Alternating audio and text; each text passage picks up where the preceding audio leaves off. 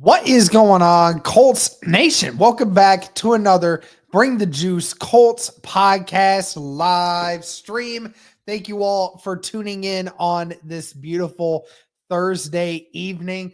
Cody, it's almost the weekend, man. I can taste it.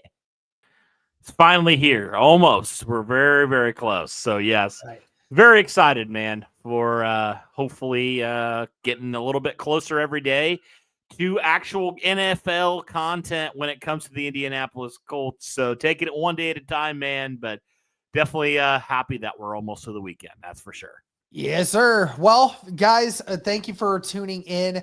This stream is powered by BetUS, guys. If you're looking for a sports book this offseason, look no further than BetUS. Thank you guys so much for tuning in. We are going to be giving some bold predictions for the Indianapolis Colts this offseason. Feel free to leave us your bold predictions for the Indianapolis Colts in the offseason in the comments down below. Surely nothing could go wrong with, asking the YouTube comments to give bold predictions. Certainly nothing could go wrong there. Thank you guys so much for tuning in. Guys, we are so close to 20,000 subscribers on YouTube. Guys, we are less than 80 subs away now at this point. We would very much appreciate if you guys could get us there before the end of the month. We have faith in you guys. Thank you guys for tuning in. Please be sure to like the stream as you're coming in. It helps to help the algorithm and gets it to more people. But yeah, so Cody, I think that I had mine as the first little bit of a bold prediction here.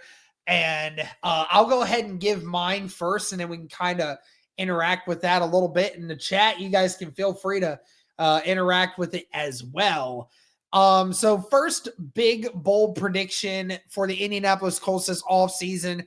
I truly feel that the Indianapolis Colts, aka Ballard, signs an impact-free agent. I think that in some way, shape, or form, I don't know what position it is. Likely it will be defense. I think that Ballard will have to find a way to find someone on this defense that is going to, be able to provide a spark. And Cody, I say that for a couple different reasons. Main reason, first off, is the fact that you have all this new defensive staff coming in. You really can't afford to not bring in some new players, and not just new players, but some guys in that you truly think can make a drastic impact for them to be able to make their jobs better. And then on top of it, we saw what this defense has been like under Ballard's tenure. This defense is now the 29th ranked defense in the NFL. And it's not entirely Ballard's fault. He has put in a few key pieces, but he's also allowed certain places to be able to try and grow. And those places haven't necessarily been growing, particularly in the secondary, and even in some cases on the defensive line. And you even saw that you've had some issues with effort from your linebackers at times. So I feel like no position group on this defense is safe. And I feel like at any moment, Ballard should be willing to just throw all his chips in to try and get some kind of impact player, maybe even particularly on defense, to make this team better in 2025. It almost seems inevitable, right, that you got to sign somebody of note. Like, I'm not saying you got to go out there and sign the highest paid player in free agency, but I do think that some notable, guy that you have to bring in that's going to be a starter for you. I do think that when you're talking about an impact free agent, a guy that's going to play a lot on this defense, I really do believe that. And I do think, and I said defense, I do believe that will be on the defensive side of the ball, because we talked about actually in our video, we looked at some of the free agents. By the way, go check that out, guys, on the channel. When we talked about free agents, we talked a lot about some defensive guys because there's a lot more, I think, impact free agents for positions of need for the Indianapolis Colts, while the two positions of need, particularly on the offense, are primarily in the draft, and they're very deep. So it would make a lot of sense for the Colts to go with that approach. And then obviously bringing in Lou Anarumo, who definitely has had some success with some veterans in the past. All those things point to the Colts, if they do make some big moves, being more so on the defensive side of the ball, because you have some youth and you've invested a lot of draft capital into that said youth. But what you truly lack is some true, veteran guys in there, particularly in your secondary, that you think you really could use and really can help you. And Derek, we've seen when the Indianapolis Colts have chosen to do that, when Chris Ballard's elected to use free agency to sign some veteran guys on the defense, especially, he's found some impact guys. I mean, you can almost point about every single year whenever he chooses to use it, that is, he finds some sort of player, right? I mean, really, 2019, talk about Justin Houston, talk about Danico Autry in 2018. You talk about 2020, obviously Xavier Rhodes. You talk about 2021, Rodney McLeod, and you talk about obviously Stephon Gilmore. Even last year, or even in 2023, you talk about Samson Ebukam, right? So he's had some success when he's chosen to go out and do it. But the problem is he hasn't done it near enough. He hasn't allocated the amount of investment that I think you need to make in free agency to make that happen, right? So that's what I'm saying. Like, when they do sign some guys, I do think there is a distinct possibility those players actually perform very well to their contracts based off of what he has done in the past. So that's what I would say. And the defense certainly needs it in a lot of different ways, right? So veteran route for me would make a lot of sense. I look primarily, like I said earlier, at the secondary, Derek, because there's a lot of players here at the safety and corner position that would make some sense for the Indianapolis Colts to go after. And I do think that would make a ton of sense. And that's why when I reacted to Daniel Jeremiah's first mock draft and he had the Colts taking that corner out of Texas, I was just like, I don't know if I like that. I don't know if that's the move for the Colts, because I do feel like they are going to attack that in free agency. If they do attack it, I think they would attack it in free agency, specifically corner. That makes a lot of sense to me, as opposed to the draft, because how many times have they drafted guys over the last number of years, decently early in the draft, and it really hasn't worked out for them, right? So I think more of the free agent short-term approach, trying to find another guy to be a starting outside corner, would make a lot of sense there, whether or not it's a Chargarius Ward type of guy, or maybe it's a guy that's more of that number two. I don't know exactly what that would look like, but that's kind of how I would view it when talking about an impact free agent, because we've seen that focus from the Colts, from their defensive coordinator search to who they brought in as their DB coach. They are making a concerted effort, Derek, to really up that unit in terms of coaching, and also we would think in terms of talent as well. Yeah, I mean, no doubt. And I would argue back to the defensive back thing. I mean, Ballard has never really given much of an effort in the first round to really be getting, top end corners. I know that in the second round we've tried it in some cases, and even in the third round we've tried it. Those are, even as much as we want to say like we have faith in some of those guys and some of the things they show, those are, a lot of times those are not the true blood number one power guys. So, a lot of times it really just depends on, the when you take the risks at certain spots. And, I would say, I mean, it kind of feeds hand in hand with what you were saying earlier, that the Indianapolis Colts, I feel like some big name on the defense will lose their spot on the roster, when it comes to signing a big name impact free agent. Like you said, most places the Colts are going to look to do that are most likely going to be on the defense, with the new coaching changes and the defense being clearly the worst of them all when it comes to this team. So, you have to definitely try and get that figured out. So Yeah, I mean, it feeds hand in hand. But let's go ahead and hop into what your first bold prediction was that you put here in this private chat. Go ahead and give it to us, my man. Okay, so I would say for me, the one that I pointed out that we haven't talked about yet would be the tight end room. I believe that this tight end room is not going to have anybody notable in it from 2024. So I'm talking, of course, about some of the guys that played, significant snaps. So that's Kylan Granson, that's Mo Alley Cox, and then that's obviously like Drew Ogletree as well. Those would be kind of the top three there for the Colts. So I'm not counting Jelani Woods. I'm not counting Will Mallory. I'm not counting those guys.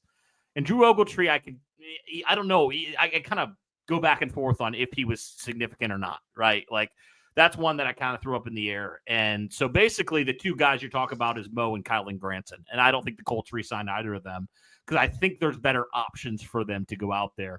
And also, Derek, the more I thought about it and I heard kind of Mo's comments, I don't know if you heard this or not, but he was kind of talking about, at this point in his career, thinking about potentially going to a place where you can compete for a championship. And I know Mo's not going to be a big part of that necessarily, but he is getting up there in age, right? So it wouldn't make some sense if he decided to go elsewhere. And again, Derek, you got tight ends that can block on this roster already. Specifically, you got Ogletree, who still is a pretty big player himself. So if you elected to just kind of go that route and then you really focused in, talking about tight end, in free agency and or the draft, if you focus more on the receiving aspect, I think you could have both of it. So that's kind of my bold prediction. Again, I could see them re-signing Mo Alley Cox pretty easily, but that's kind of a bold prediction, if you will, there, that there's going to be not a single, of the two impact guys, and then probably a lot of negative ways. They're not going to be on the roster. They're not re-signing Kylan, and they're not re-signing Mo. Yeah, I would like to climb the ladder on that and hope that that's true. Because again, you have this insanely deep tight end room that is this draft class that's going to be coming in, and you have to take advantage of getting some of this young talent that has proven itself much more than any of the other guys that you have brought in at this point. So you have to take advantage of that and do all of those things. Okay. Now let's go ahead and before we actually do get into this any further, do want to say again, guys, that this stream is powered by BetUS. I know football season is officially over, but doesn't mean you can't get in on the action still for BetUS, guys. They have more than just football. They have basketball, both NCAA and NBA. They have baseball. We know that's coming up in a month. We know that there's hockey going on. They have other sports, NASCAR, boxing, martial arts, all of these different things. They also have prop builders and odds boosts to be able to build that up for you guys. They also have a casino available. If you guys are interested in that, be sure to go ahead and check out BetUS.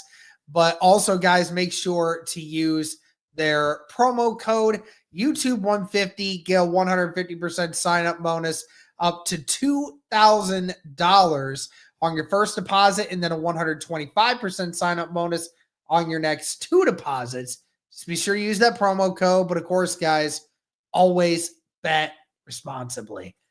Cody, why don't you go ahead and give us your second bold prediction that you had put in? Okay. My second bold prediction here, which I think actually you had put one of my bold predictions here. Oh, I guess never mind. I found the other one. Never mind. Yeah, I got it. So yeah, my second bold prediction would be the Indianapolis Colts are going to make a big trade somewhere. I know. Color would be shocked. Colts actually do something. But Derek, here's my reasoning, okay? You talk about impact free agents, right?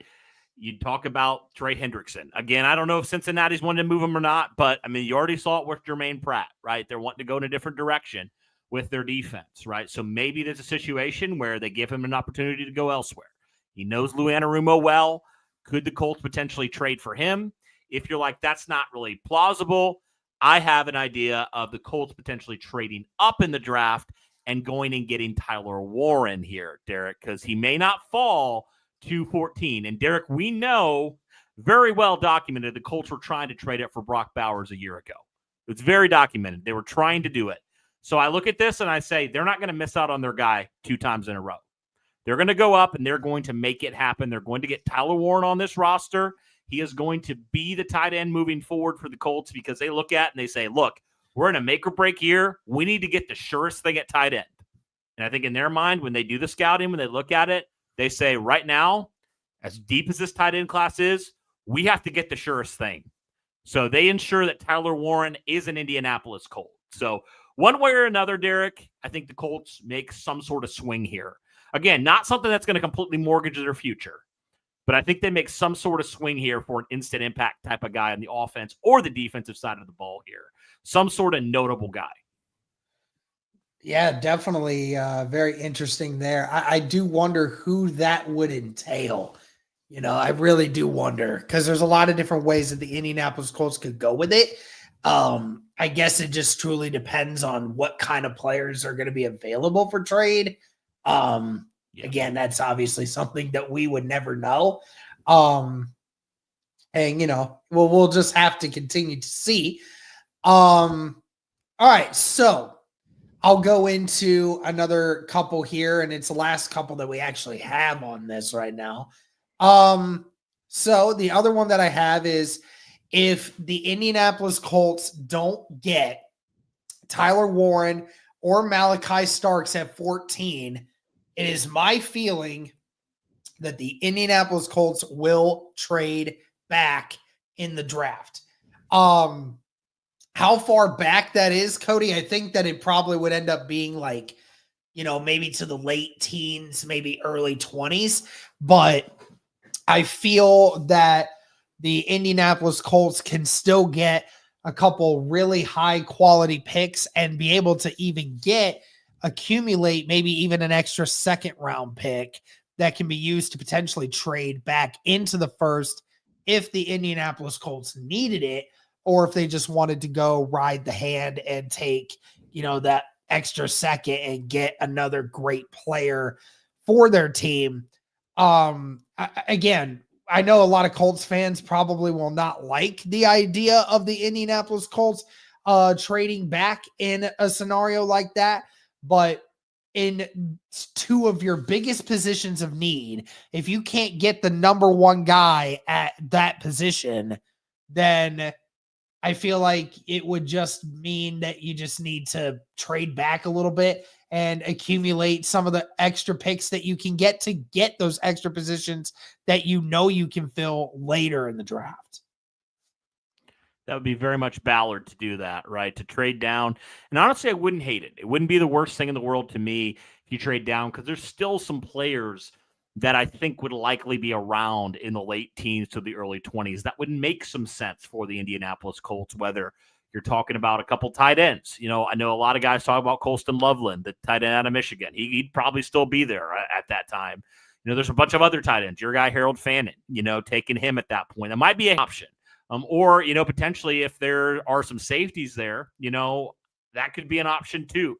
Interesting enough, and I don't know if I believe this or not, but Daniel Jeremiah had Malachi Starks not going until the mid to late 20s, which I don't think is going to happen, but that's what he had, right? And obviously we know the other guy, I forget how to say his name, the other safety, who I'm talking about, for the Indianapolis Colts. That would make some sense there. He's a physical freak there.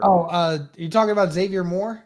No. It starts with an I. I totally I'm blanking on his name right now. Emmanuel? I believe that might be. Yeah, whatever his name is. Chat, help me out. But yes, I would be good with that because I think there are still some quality players there that would be available. And if you can recoup a little bit of draft capital, that would make some sense too, because I think there are some quality depth guys here. So say you go sign, you go draft, a safety, for example, and you go get a tight end. Maybe you package it up, you trade up a little bit, you go get another tight end, or you address multiple positions because there are a lot of positions here that the Colts are going to need, right? Y'all talk about tight end and safety, but how about corner? Could you potentially go look for a corner? Could you look for a linebacker? Could you look for another running back? I don't think you'd go that early, but you know what I mean? Like there's other positions the Colts could realistically look at. What about another edge? I mean, you still have a lot of questions about your other edge. in general, right? What if a guy like Pierce somehow slips into the late first round and you trade back up to get him? Like, there's so many possibilities that you could do for the Indianapolis Colts, right? So all that to say, that would give you some flexibility to be able to, move back up potentially, or just acquire, more shots at the dartboard, if you will. So I would not hate it, because I do think there are some good players there. And especially if a lot of these players are gone, that would make some sense to me. Yeah, absolutely. And again, chat, if you guys want to leave us some of your bold predictions for the Indianapolis Colts this offseason, please let us know. Yeah, go to the community tab here on the channel and go put in, I made a post about it. So go drop yours in. We're going to be reacting to that on their Reacts channel over on our other channel. So also be sure to go check out our other channel there. Just hit over 2,000 subs on that one. So I feel like we're going to get to the point, Derek, in the off season, but he says he regrets feeling the way that he does, but he feels it anyway. I just think we get to the point in the off season where every player gets broken down. You know what I mean? Like, to the point where it's like, okay, we need to stop overthinking this and just admit, like, this player is a good player. He has flaws. Of course, every player does, but you got to get him. I mean, I think it's to the point where I love Tyler Warren, and if he's a Colt, that would be fantastic. All right. Last one here, Derek. Last one here, and this wasn't even a prediction that I came up with, but it is something that I feel could be very interesting, because James Boyd actually pointed this out. He said, I think that is a very real possibility that the Indianapolis Colts give Alec Pierce a contract extension this offseason. Here's the thing, Cody. The reason why I feel like that is the right move to make, there's a couple reasons for it. This last season, didn't have the most catches of his young career yet, but did have the most yardage. You saw that he had, and the most touchdowns too. Did average over 22 yards a catch and had 7 touchdowns. So led the NFL in yards per catch. Led the NFL in yards per catch, and had, I don't even know where that touchdown number ranks, but I'm pretty sure it's top 30 if I'm not mistaken. Let me check that out. Yeah, okay, because that's I'll tell you what, I mean, that's a touchdown for every almost 5.5 catches for Alec Pierce results in a touchdown, because that's just the type of player that he is. He is a big play type wide receiver, and it's truly sad that the Indianapolis Colts will give him more. He was tied. If he had 7, he was tied with a bunch of players for 21st, actually. Okay, sounds good. But yeah, probably top 30 guys. And that is something where you never know if Alec Pierce's numbers are going to astronomically jump. Who knows what happens with Anthony Richardson this year? Who knows if Anthony Richardson gets better, right? And then Alec Pierce might have, a 45, 50 catch year next year and dang near 1,000 yards and has 7, 8 touchdowns again. And then some team is going to come around and be like, oh, that's a guy that we'd be willing to give $15 million a year to, because that's the big explosive play weapon that some team might need. Yeah. Now, I think that you could get him for lower than that right now. And I think you could get him on a team-friendly deal, and you can get him. You want to take that opportunity while the number is still low. It's not going to get much lower than what it is right now. I don't think Alec Pierce could have anything done next season that would hurt his value to go down, because he's already drastically underused. As is. So take advantage of the number not being too high, but give him that 2-3 year extension, so that after this year, when it's done, that number doesn't potentially get higher next year, and it can result in you having more money to play with in years to come. Yeah. Well, here's the crazy thing, Derek. He had 37 catches. Just think about that. 37 catches, over 800 yards. If you gave him 10 more catches, Derek, he'd have over 1,000 yards last year. Yeah. That's crazy. That's crazy. So, yeah, he's an absolute weapon, and maybe get him while he's a little bit cheaper, because I do think if you get him a legitimate quarterback that can get him the football on a consistent basis, I mean, he's going to be a matchup nightmare for years to come. And he's still very young, Derek. Let's look. Alec Pierce. How old is Alec Pierce? I know he's mid-20s at this point. 24 years old. Oh, yeah. You re-signed him. So you re-sign him on a multi-year deal. Get him throughout the course of his prime. Yes, absolutely. You bring in Alec Pierce, and it's not going to cost you that much. So that would make a ton of sense to me. The only thing that I would wonder about is, could you do it like you did last year, when you extended some of these guys early, where it doesn't affect the current cap, but it affects like next year's cap? Like, would that make some sense there? I could see that being a possibility for the Colts. Well, and if you do the deal now, it doesn't affect future caps as much, because think about it, Cody. If you do that, if Anthony Richardson gets better, and if somehow, some way, Steichen gets it through his thick skull that Alec Pierce deserves more reps, then if he gets a 50 catch season next year, potentially, and then gets around that 1,000 yards, then that number for whatever team goes for him, it's going to be higher. Somebody is going to want to outbid the Indianapolis Colts. So the Indianapolis Colts' biggest hope right now would be to sign him right now and keep him long-term, and don't allow next year to happen before you re-sign him, because if you let him go without a new deal next year and he balls out, you're going to make it much harder to re-sign him, because somebody will give him the money. Somebody's going to. And even so, like, say even the Anthony Richardson thing doesn't work out, Derek, for whatever reason, and you have to start with a new quarterback. I mean, wouldn't that just be the quarterback's best friend to have a guy that consistently can go deep to whenever you need to? And at the worst, it draws a PI. At the best, I mean, the Houston game, the Jacksonville game, twice. Like that kind of stuff. That's game-changing type of plays. And he's only 24. So theoretically, Derek, whoever you would draft next year, they're like relatively the same age, within a couple of years of each other, right? So they can grow together. They can be paired together for the long term. And also, Derek, like, you look at the type of receivers you have right now, all four of your receivers are all different, and they do different things.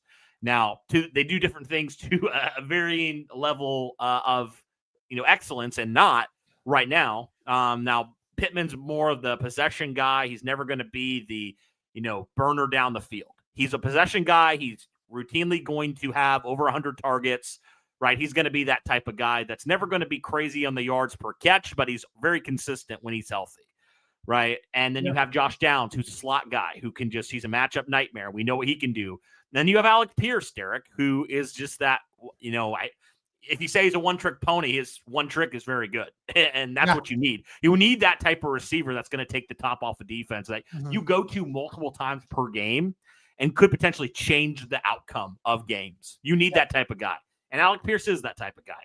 And then obviously A.D. Mitchell, from a separation standpoint, he's different. And if he can get his crap together, I mean, you got a very unique set of wide receivers here.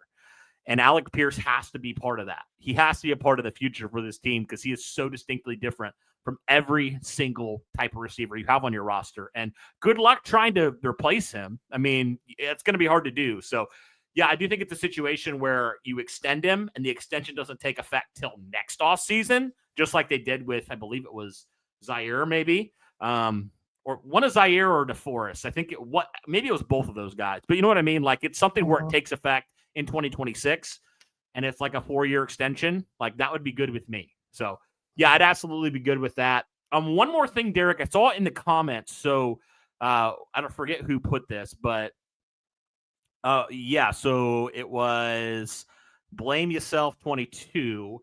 This is one I didn't think about that I think might happen, Derek. The Indianapolis Colts cut Braden Smith. He saved $17 million. I don't know what's going on with Braden Smith. but the Indianapolis Colts potentially have a guy waiting in the wings in Matt Gonzalez.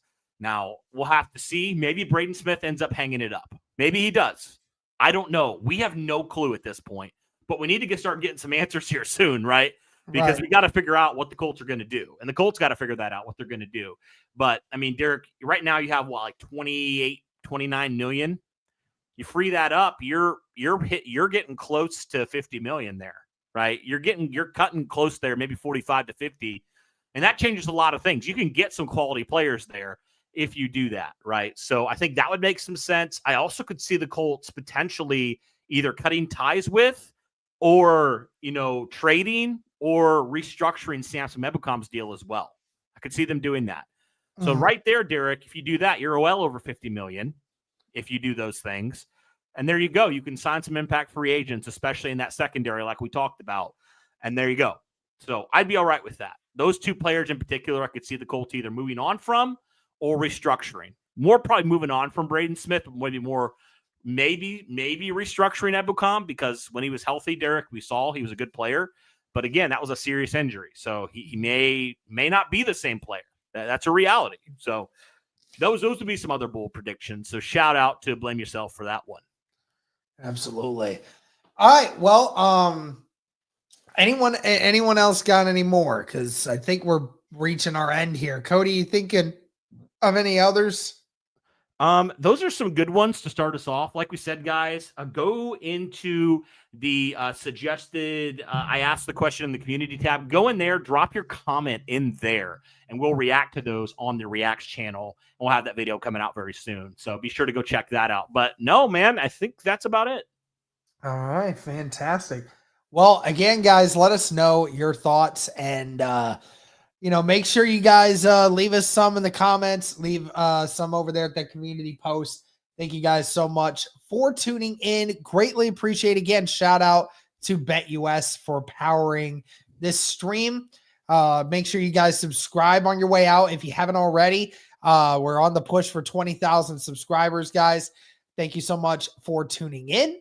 And as always, guys, go Colts.